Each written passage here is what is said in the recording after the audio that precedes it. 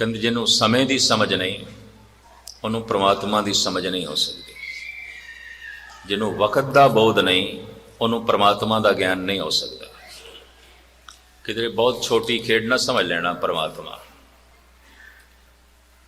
बदकिस्मती है इस कौम की, इसका गुरु ज्ञान, इसका परमात्मा ज्ञान, इसका इष्ट ज्ञान, ये ज्ञान के स्वरूप गुरु ग्रंथ साहब को मत्था टेकता है, पर धार्मिक तौर पर ज्ञान के पक्षों गुस्ताखी माफ कर देना, ये कौम पछड़ी हुई है ज्ञान के पक्षों। क्योंकि कोई कौम चर्च दे मंदिर दे बौद्ध मठां दे नहीं लड़ती, सिर्फ सिख ही गुरुद्वारे च लड़ते हैं और कोई भी नहीं लड़ती। सिर्फ सिख ही धार्मिक स्थानों पर लड़ते हैं और खूब लड़ते हैं, रज के लड़ते हैं। इसका मतलब धर्म का कख पता नहीं, कुछ भी बोध नहीं, कुछ भी पता नहीं। होवेगा पता बाकी बहुत कुछ, कम से कम धर्म का तो पता नहीं। समय का बोध परमात्मा का बोल है। काल चिंतन ही अकाल का चिंतन बन जाता है। काल की समझ नहीं, समय की समझ नहीं, वक्त का ही बोध कोई नहीं, तो परमात्मा का कित्थों, ईश्वर का कित्थों। लड़ते होणगे मुसलमान, खूब लड़ते हैं, पर मस्जिदों च नहीं लड़ते। लड़ते ने हिंदू और खूब लड़ते ने हिंदू, मंदिरों च नहीं लड़ते। लड़ते ने ईसाई भी रज के लड़ते ने, बड़ा लड़े ने, चर्च दे च नहीं लड़ते। चर्च दे च लड़न वाले, मंदिर दे च लड़न वाले, धर्म सथर दे च लड़न वाले इको ही कौम है, सिख कौम। बड़ी भयंकर रूप में लड़ाई, गोलियां तक चल जाती, पग्गां तक लै जाती। जिसनों गुरु की मोहर कहते हैं दाड़ा, इसनों हथ पै जाते हैं। जिसनों गुरु की मोहर कहते हैं जूड़ा, एक दूजे दे पुटदे। फिर कादी गुरु की मोहर? गुरु की मोहर तुसी मिटाओ, गुरु की मोहर नूं पकड़ के तुसी खिंचो मिटाओ, तो फिर भी तुसी गुरु सिख, फिर भी गुरमती है। ये मैं इस वास्ते कहना कमाल की गल, जिसका गुरु ज्ञान, जिसका परमात्मा ज्ञान, ज्ञान गुरु आत्म उपदेशो, नाम विभूत लगाओ। ये कौम दुनिया की सब तो सियाणी कौम होनी चाहिए सी। ये मेहनती कौम है, मन लिया है। श्रद्धालु कौम है, मन लिया है। दानी कौम है, मन लिया है। ये ज्ञानी कौम है, कोई मनण नूं तैयार नहीं। ये भी मैं अर्ज करते हैं, कोई भी मनण नूं तैयार नहीं। हिंदुस्तान दे कहावत है, ये मैदान जंग दे कामयाब ने, ये व्यापारिक दुनिया दे भी कामयाब ने, ये परोपकारी दुनिया दे भी कामयाब ने, पर टेबल टॉक दे विचार वटांदरे दे बिल्कुल असफल ने, कोई कामयाब नहीं। इन्हों विचार वटांदरा करना आउंदा ही नहीं, विचार का आदान प्रदान आउंदा ही नहीं, इंज कहते हैं। और जिस जिस सियाणे बंदियां ने कहा और जेड़े जेड़े मेरे सामने सबूत रख देते हैं, कहने लगे दसो ये कोई विचार कर सकता है, तो मैनू चुप रहना पड़ेगा। की आखिर गुरुद्वारियां दीयां तस्वीरां पेश कीतियां, ऐ कुछ गुरुद्वारियां च हुंदा है कि चुप रहना पड़ेगा। हुण बहुता बोलीए तो अपने आप का नंगेज जगत के सामने रखना है। गुरु ज्ञान है, परमात्मा ज्ञान है, सिख अज्ञानी नहीं चाहिए, क्योंकि इहदा ते इष्ट ही ज्ञानी है, इहदा ते रब ही ज्ञान है, इहदा ते गुरु ही ज्ञान है। ज्ञान गुरु आत्म उपदेशो, नाम विभूत लगाओ।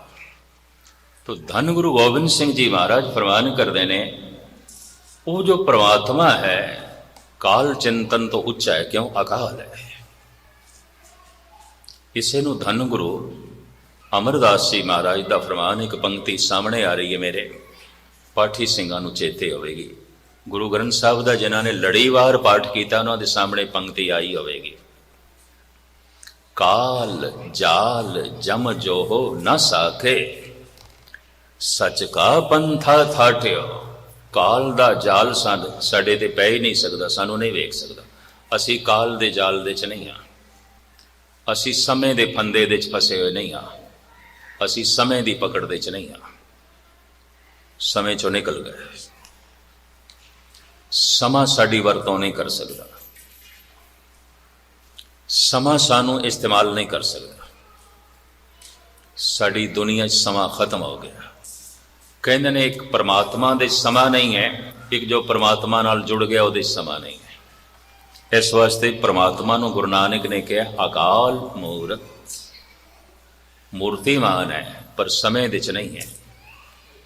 ਕਿਉਂਕਿ ਸਾਰੀਆਂ ਮੂਰਤੀਆਂ ਨੂੰ ਸਮਾਂ ਜਨਮ ਦਿੰਦਾ ਹੈ, ਸਮਾਂ ਜੀਵਨ ਦਿੰਦਾ, ਸਮਾਂ ਖਾ ਜਾਂਦਾ ਹੈ। ਬੋਲਣ ਨੂੰ ਤੇ ਅਸੀਂ ਵੀ ਕਹਿ ਦਿੰਦੇ ਹਾਂ ਸਭ ਸਮੇਂ ਦੀ ਖੇਡ ਹੈ ਜੀ, ਵਕਤ ਦੀ ਖੇਡ ਹੈ, ਪਰ ਕਤਈ ਵਕਤ ਨੂੰ ਵੇਖਣ ਦੀ ਕੋਸ਼ਿਸ਼ ਨਹੀਂ ਕੀਤੀ, ਵਰਨਾ ਵਕਤ ਦੀ ਗ੍ਰਿਫਤ ਦੇ 'ਚ ਅਸੀਂ ਨਾ ਆਉਂਦੇ, ਵਕਤ ਦੀ ਪਕੜ ਦੇ 'ਚ ਅਸੀਂ ਨਾ ਆਉਂਦੇ, ਸਮੇਂ ਦੀ ਕੈਦ ਦੇ 'ਚ ਅਸੀਂ ਨਾ ਆਉਂਦੇ। ਹਰ ਮਨੁੱਖ ਸਮੇਂ ਦੀ ਕੈਦ ਦੇ 'ਚ ਹੈ। ਧੰਨ ਗੁਰੂ ਨਾਨਕ ਦੇਵ ਜੀ ਦੇ ਵਾਕ, ਜਾਲੀ ਰੈਨ ਜਾਲ ਦਿਨ ਹੁਆ, ਦਿਨ ਆਇਆ ਜਾਲ ਹੈ ਫਸੇ ਹੋਇਆ, ਸਾਨੂੰ ਵਰਤ ਲੈਂਦਾ ਹੈ। ਰਾਤ ਆਈਏ ਜਾਲ ਹੈ, ਫਸ ਗਏ, ਸਾਨੂੰ ਵਰਤ ਲੈਂਦੇ ਹੈ। ਜੇਤੀ ਘੜੀ ਫਾਈ ਤੇਤੀ, ਦਿਨ ਰਾਤ ਦੀਆਂ ਜਿਤਨੀਆਂ ਘੜੀਆਂ ਨੇ ਫਾਈਆਂ ਨੇ। ਰਸ ਰਸ ਚੋਗ ਚੁਗੇ ਨਿਤ ਫਾਸੇ, ਇੱਕ ਇੱਕ ਘੜੀ ਦੇ ਤਰ੍ਹਾਂ ਤਰ੍ਹਾਂ ਦੇ ਰਸ,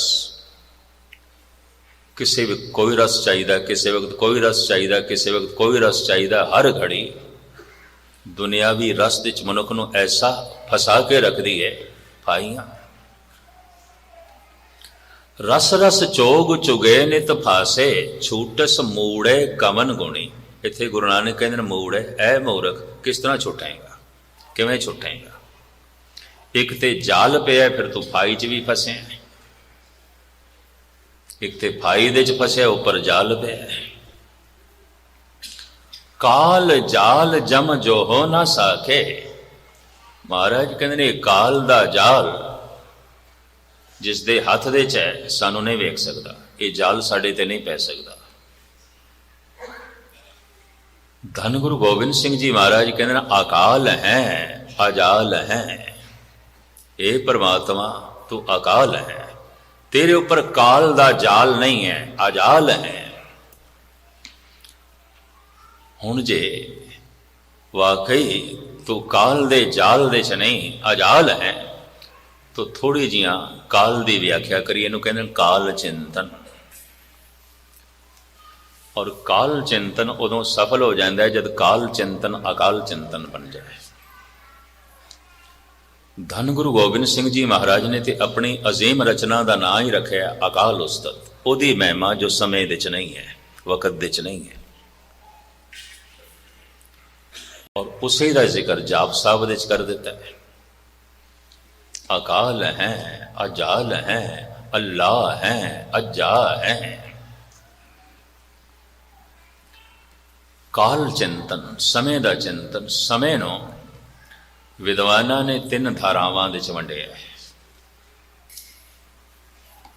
ਮਾਜ਼ੀ, ਹਾਲ, ਮੁਸਤਕਬਿਲ, ਭੂਤ, ਭਵਿਸ਼, ਵਰਤਮਾਨ। ਲੰਘ ਗਿਆ ਭੂਤਕਾਲ, ਆਉਣ ਵਾਲਾ ਭਵਿਸ਼, ਜਿਸ ਵਿੱਚ ਜੀ ਰਹੇ ਹਾਂ ਵਰਤਮਾਨ। 3 ਨੇ। ਪਰਮਾਤਮਾ ਨੂੰ ਕਹਿੰਦੇ ਨੇ ਉਹ ਤ੍ਰੈ ਕਾਲ ਦਰਸੀ ਹੈ, 3 ਕਾਲਾਂ ਨੂੰ ਵੇਖਣ ਵਾਲਾ ਹੈ, 3 ਕਾਲਾਂ ਦੇ ਵਿੱਚ ਨਹੀਂ ਹੈ। ਇਸ ਵਾਸਤੇ ਅਸੀਂ ਇਹ ਨਹੀਂ ਕਹਿ ਸਕਦੇ ਪਰਮਾਤਮਾ ਭੂਤਕਾਲ ਦੀ ਘਟਨਾ ਹੈ, ਨਹੀਂ ਕਹਿ ਸਕਦੇ। ਪਰਮਾਤਮਾ ਭਵਿਸ਼ ਦੀ ਸੰਭਾਵਨਾ ਹੈ, ਐਸਾ ਨਹੀਂ ਕਹਿ ਸਕਦੇ। ਐਸਾ ਨਹੀਂ ਕਹਿ ਸਕਦੇ ਪਰਮਾਤਮਾ ਹੋਇਆ ਸੀ, ਨਹੀਂ ਕਹਿ ਸਕਦੇ। ਅਸੀਂ ਕਹਿ ਸਕਦੇ ਹਾਂ ਸਾਡੀ ਮਾਤਾ ਹੈਗੀ ਸੀ, ਅੱਜ ਤੇ ਕੋਈ ਨਹੀਂ। ਦਾਦਾ ਹੈਗਾ ਸੀ, ਅੱਜ ਤੇ ਨਹੀਂ ਹੈ। ਕੋਈ ਕਹਿ ਸਕਦਾ ਹੈ ਸ਼ਾਇਦ ਪੋਤਰਾ ਹੋਵੇਗਾ, ਅੱਜ ਤੇ ਨਹੀਂ ਹੈ। ਪੁੱਤਰ ਹੋਵੇਗਾ, ਅੱਜ ਤੇ ਨਹੀਂ ਹੈ। ਐਸਾ ਅਸੀਂ ਨਹੀਂ ਕਹਿ ਸਕਦੇ ਪਰਮਾਤਮਾ ਹੈਗਾ ਸੀ, ਅੱਜ ਨਹੀਂ ਹੈ। ਇੰਜ ਨਹੀਂ ਕਹਿ ਸਕਦੇ। ਮਾਂ ਬਾਪ ਬਾਰੇ ਕਹਿ ਸਕਦੇ ਹਾਂ। ਬਾਬਾ ਫਰੀਦ ਹੀ ਕਹਿ ਰਹੇ ਨੇ, ਫਰੀਦਾ ਕਿੱਥੇ ਤੈਡੇ ਮਾਪਿਆਂ, ਜਿੰਨੀ ਤੂੰ ਜਣਿਆ। ਜਿਨ੍ਹਾਂ ਨੇ ਤੈਨੂੰ ਜਨਮ ਦਿੱਤਾ ਕਿੱਥੇ ਨੇ? ਅੱਜ ਤੇ ਕੋਈ ਨਹੀਂ। ਕੱਲ ਤੇ ਹੈ ਸਨ, ਅੱਜ ਤੇ ਕੋਈ ਨਹੀਂ।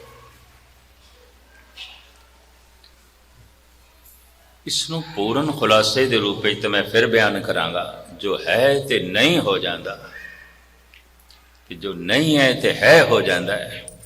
बस इसे नूं माया कहते हैं, इसे नूं हवा कहते हैं। खुलासा किसी वक्त फिर, कल ते है सन अज नहीं, कल ते पिता है सी अज नहीं, कल ते दादा है सी अज नहीं, अज ते पुत्र नहीं है, अज ते पोतरा नहीं है, शायद कल हो रहे, अज ते नहीं है।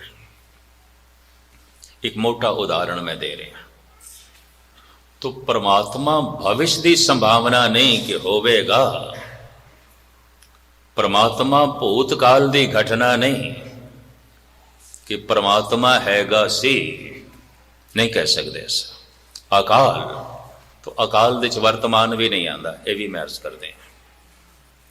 इस वास्ते कह दिता है परमात्मा वर्तमान दे भी नहीं है। ये गल वखरी है कि जद भी झलक किसी को मिलेगी परमात्मा की वर्तमान दे चों मिलेगी, भूतकाल दे चों नहीं मिलेगी, भविष्य दे चों नहीं मिलेगी झलक थोड़ी बहुत वर्तमान दे च। और झलक मिलदियां जैसे लीन हो जाएगा तो वर्तमान भी मिट जाएगा, खत्म हो जाएगा। हो सकता है थोड़े विचों कोई ऐसे अभ्यासी होन, मैं ये नहीं कहता नहीं हैगे ने, मैं रूहे जमीन ते ऐसा कोई शहर नहीं देखा जिथे कोई अभ्यासी नहीं है। अज तक तो मैनू कोई ऐसा शहर नहीं दिखाई दिता जिथे कोई रब्बी लगन, रब्बी रस, रब्बी तड़प या रब्बी पहुंच वाले मनुख ना होवन। जिस दिन नहीं होंगे मेरे ख्याल दुनिया नहीं रहेगी, है कि नहीं। पर इतने थोड़े हैं न विरले, ना हिन घड़े। मैं कल की गल फिर सुना दें। महात्मा बुद्ध अपने चचेरे भरा आनंद नूं कहंदे ने, ऐ आनंद, बहुत वड्डी भीड़ दे च कोई चंगे मनुख नहीं आउंदे, और चंगे मनुखां दी कतई भीड़ नहीं होई, कतई भीड़ नहीं, टावा टावा कला किधरे कत। बहुत वड्डी भीड़ दे कोई चंगे मनुख नहीं आउंदे। पहाड़ां ते चले गए भीड़ मिल जाएगी, गीटियां दी, पत्थरां दी, हीरियां दी भीड़ नहीं मिलेगी। तो खोदना पेगा किधरे कद हथ आया ते आया, भीड़ नहीं लभेगी।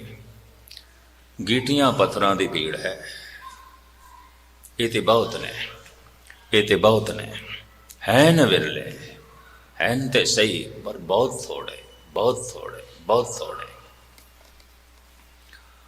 और कई दफा वो थोड़े भी गुप्त। क्यों गुप्त? किस कारण करके ने?